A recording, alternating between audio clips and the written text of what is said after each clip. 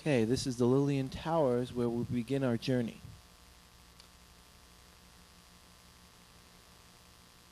And let us proceed inside.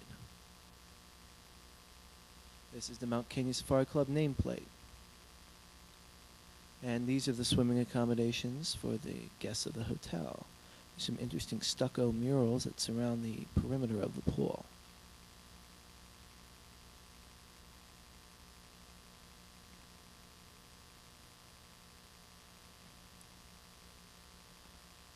And this is Dr. Alfred Beatty and his wife Ruth Beatty, two members of our troupe. And now let's go see a mosque that was located in Nairobi. There is the mosque. That is Dr. Eddie Miller, another member of our group.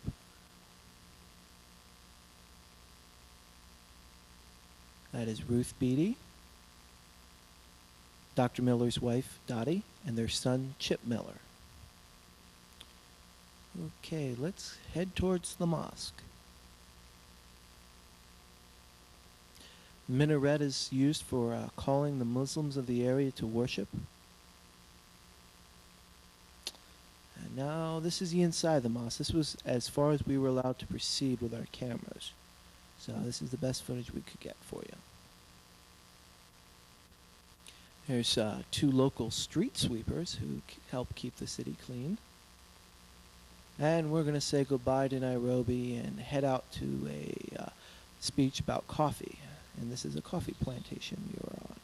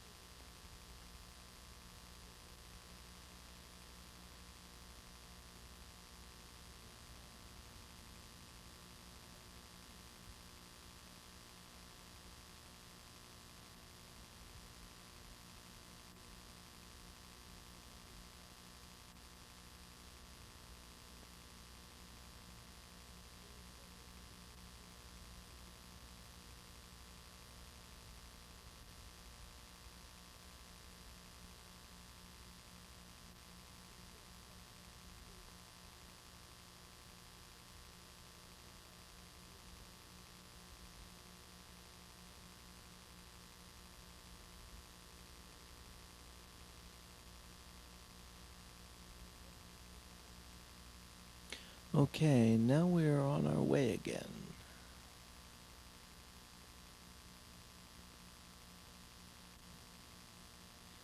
Here is the Cartina, town of Cartina. And we just happened to stop here. There was visit the market and see some of the outlying towns.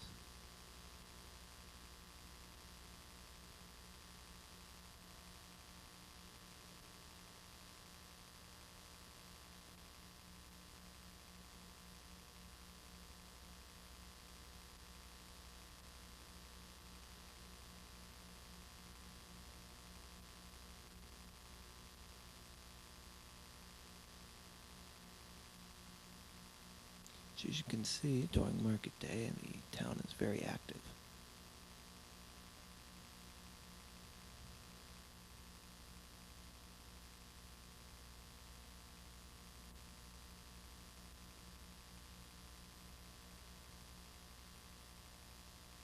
And there's the market in the background there to the right. And we're off again.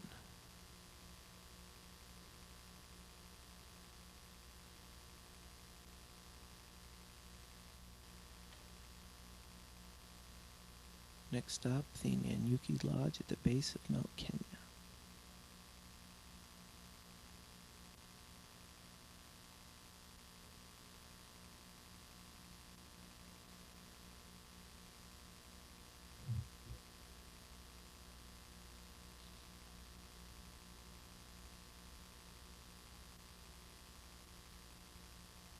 This was a local Maasai warrior who was walking on the side of the road and would dance for whoever would stop.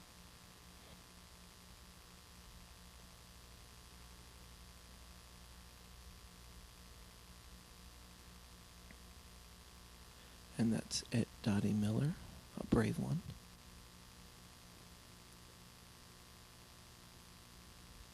And Ruth Beatty, another brave one. Gonna try and get their pictures taken with this brave warrior.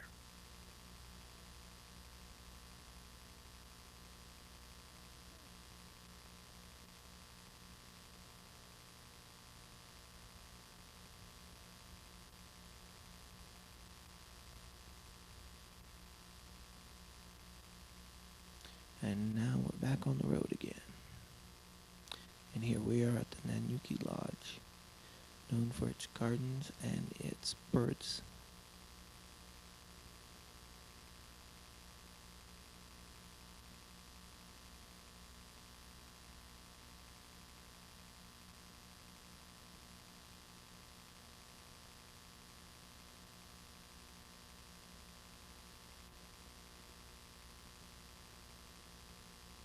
And here's some of the local wildfowl.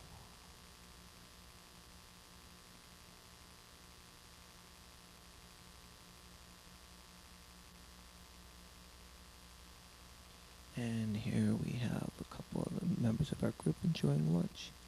A very nice buffet was provided for us at the lodge.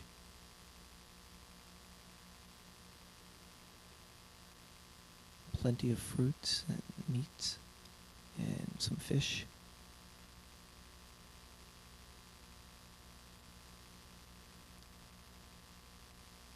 And here's a little peacock that was out running around in the gardens.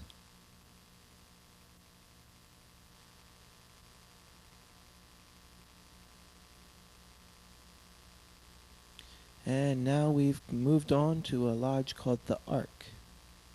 Very unique place. It's located on a huge salt lick area where all the animals come to enjoy some salt and fresh water.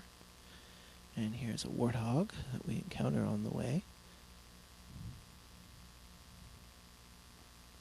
But he didn't seem too interested in us. And there's a side view of the Ark from a distance. And here we are down at the Salt Lick, and this is a water buffalo that I decided to come by and visit and partake of the salt.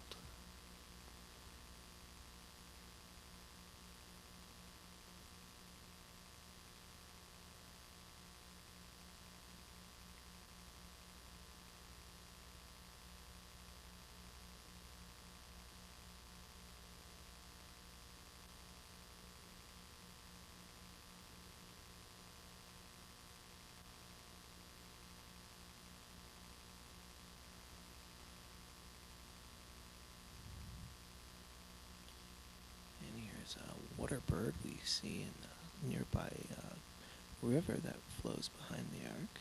He's trolling for fish.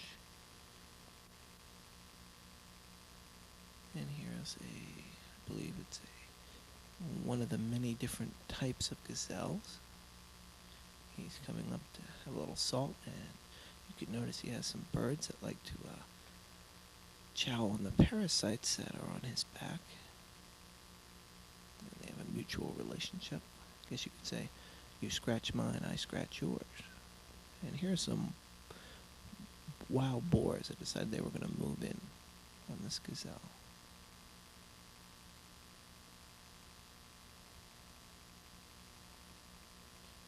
One last lick of salt, and Mr. Gazelle's going to take off.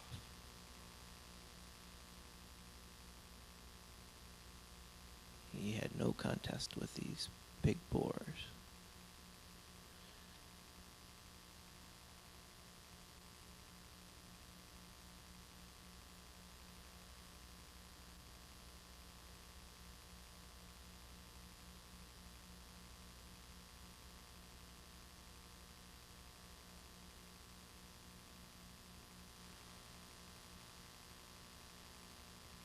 And this is some form of a small wild cat. I don't recall what the name of this particular species of cat is. But this is right at the base of the ark at a little place they throw all the food scraps.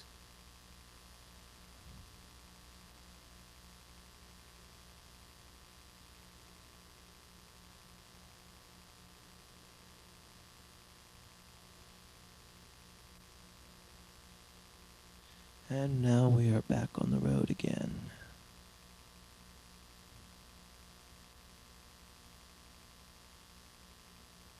And you can see that most of the roads here aren't paved. And here is a preserve we have to go into, the Buffalo Springs Game Reserve. And it's a gate that we had to pay a toll through. You'll notice a sign saying that the bridge is open and there.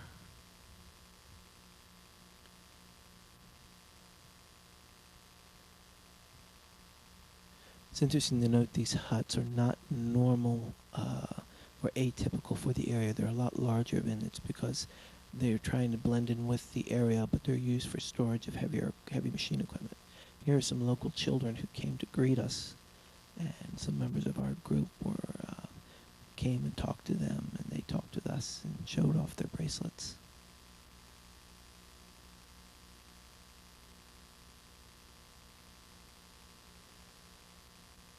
And now we are back on the road again, and lo and behold, we ran into a herd of zebras,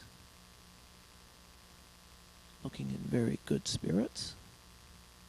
And that, I believe, is a push me, pull you. If anybody remembers Dr. Dolittle.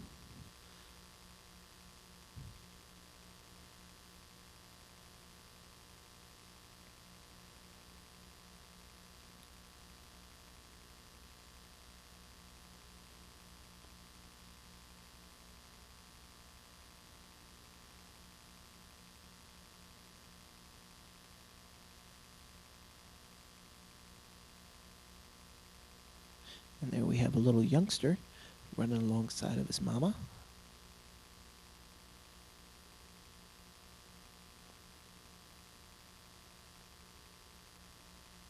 And this is a reticulated giraffe, pretty much strictly found in Kenya. It is called reticulated because it is brown with white or tan stripes, rather than a normal giraffe, which is tan with brown splotches. It's almost like a photo negative. And I don't know how many of you know what this is. These were pretty amazing to see. This is an anthill. A lot of them were 6 feet and taller. They also make good perches for the local animals to sit and keep guard against predators. And here's a nice old elephant that we kind of saw as we were driving along. And he's just kind of taking it easy, having himself a little lunch or snack. And it looks like he had been in a couple fights in his earlier days, because as you can see, he's missing one of his tusks. Usually the age on an African elephant can be predicted by the wrinkling of the trunk. African elephants are also untrainable. Most circus elephants are Indian elephants. You cannot train an African elephant.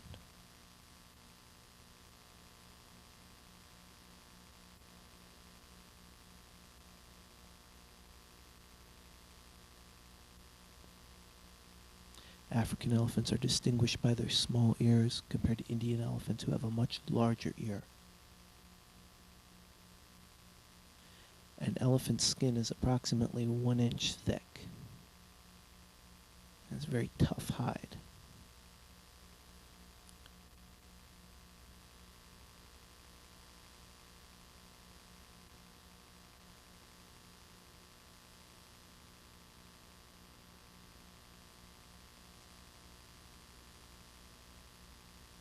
And here is some local Maasai huts. Maasai is one of the dominant tribes of the area. And it's unusual that the height of these huts are a lot shorter than their people are known for their remarkable height.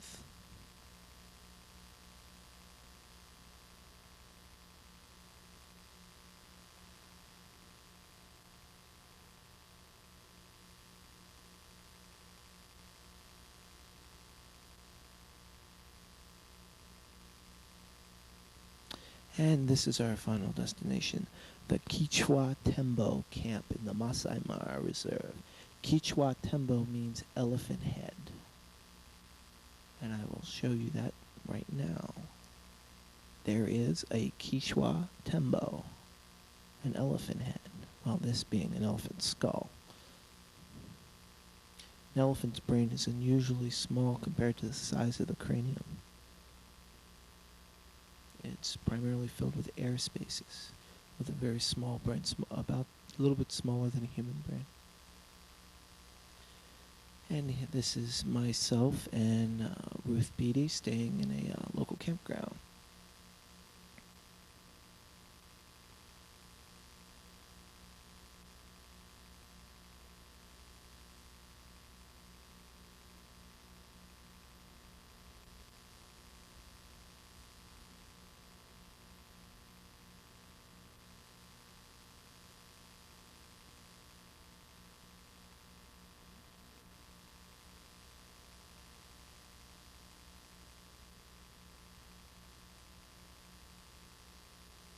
And here is Chip Miller and Mark.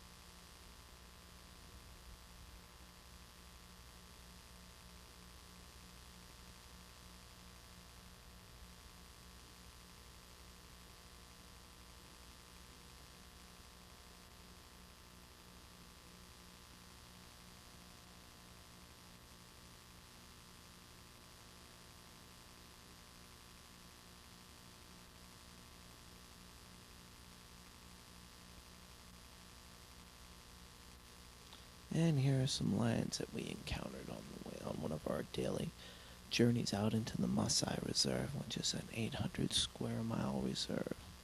And there are some gazelles and some more lions.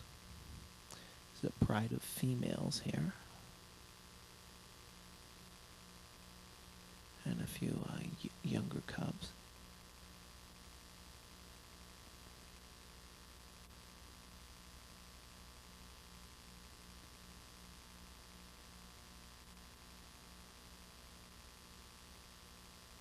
And now it's time for a little play.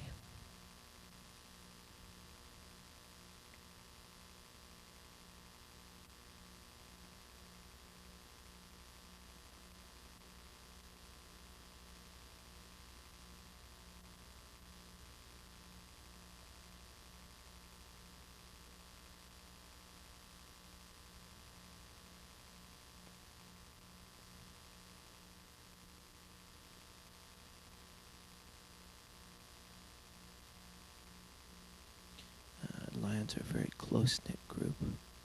And here's a Mr. Rhinoceros. Rhinoceros tusks are interesting to note because they are made of compressed hair. They are not a cartilage or bone of any type.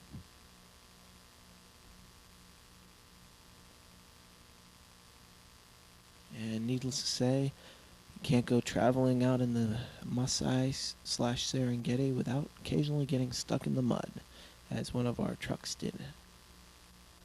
There is Mark and his father, and his mother and sister are located down below in the compartment. But let's take time to look at the animals while we work on pulling them out. Oh, still stuck. Try chaining and pulling it out with a rope.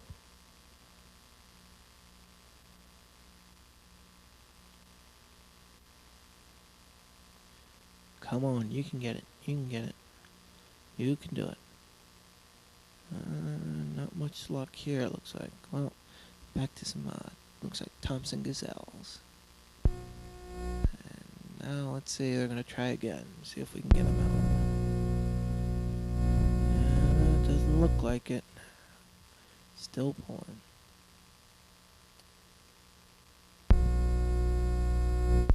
And the animals are getting bored with us crazy humans and our little tricks. And now the chiefs are meeting to figure out what to do next. And here comes another one of the trucks to kind of lend a hand.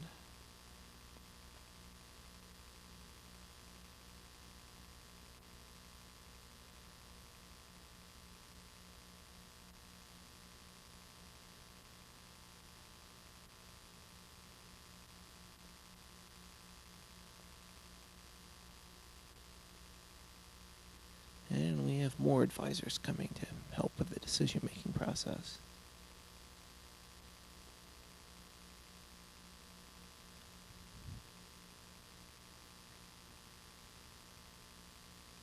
And there's a water buck who's watching all this with curiosity.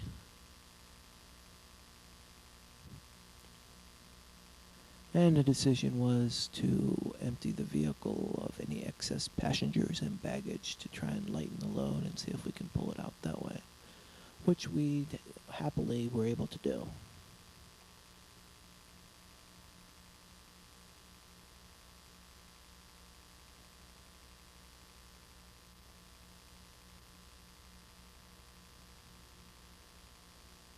There's Mark helping his mother out of the vehicle.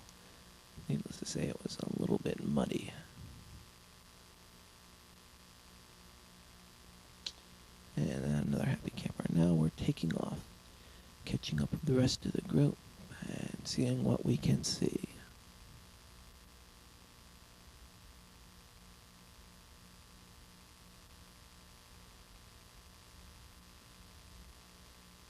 And there we have a cheetah out on the prowl looking for some food. And there's a compatriot of his, or her. Didn't get close enough to tell the sex.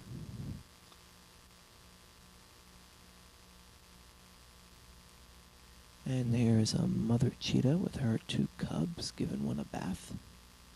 And the cub returning the favor a little bit. Okay, as the evening ends, we had a dance by the local Masai Mara.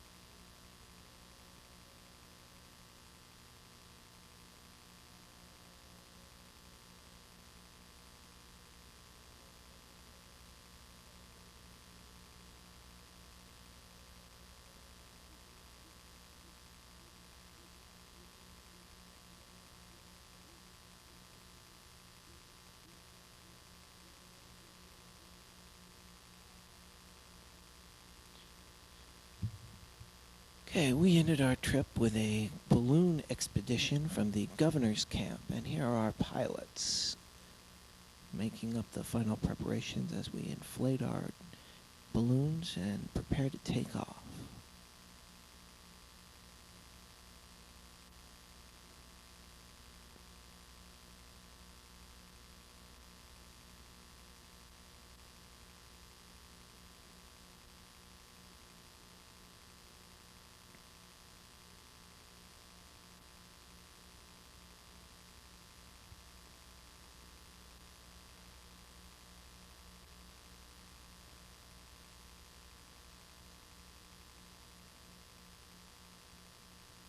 The balloons generally take off in the early morning hours because that is when you have the best expansion of the superheated air inside the balloon, so you get the maximum amount of loft capacity. And right now it's about, I'd say around 6 in the morning. It was a very early trip.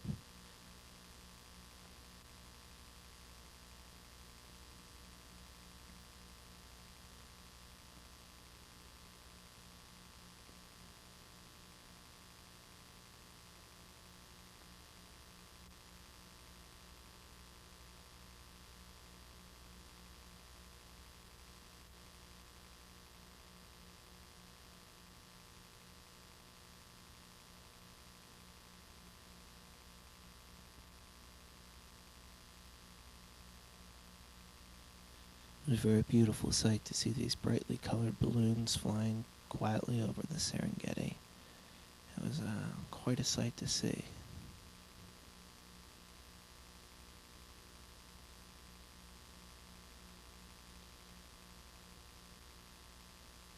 And there you can see one of the balloons taking off in the background, and the one in the foreground just taking off.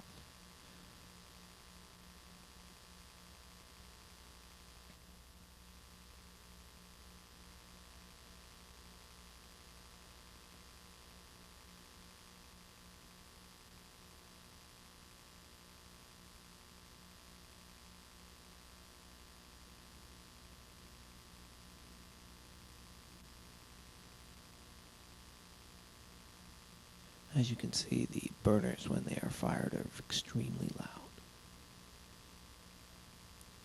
Now we'll have a little talk from our captain.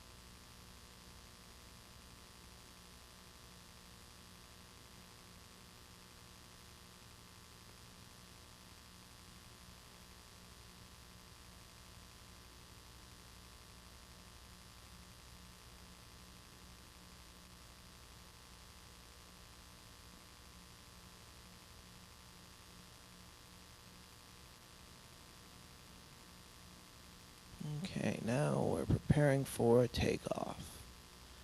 And here we go.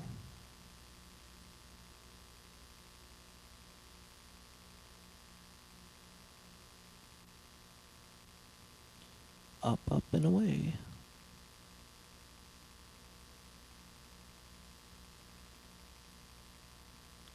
It was nice to use the balloons because we could see a lot of the animals that were hidden by the underbrush and the trees. And we could get a unique view of these animals in their natural environment.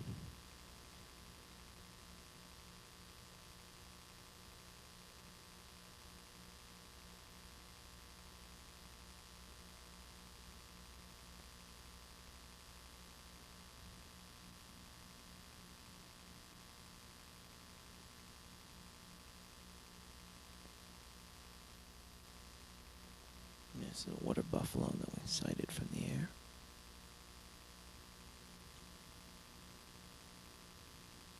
And there's another one.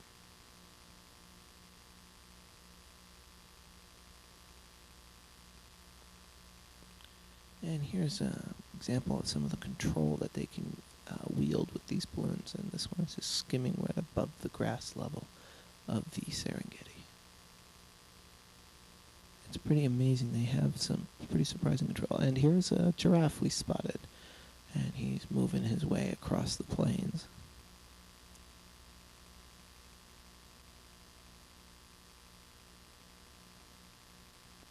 And he's going into the cover of the trees. Here's a nice shot of the balloons from flying above them. There's a total of 4 balloons in our group.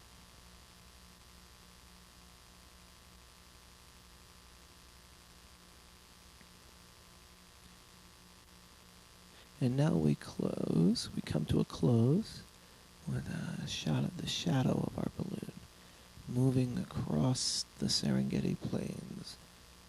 And I hope you have enjoyed this brief journey to Kenya in the continent of Africa. Thank you. Enjoy.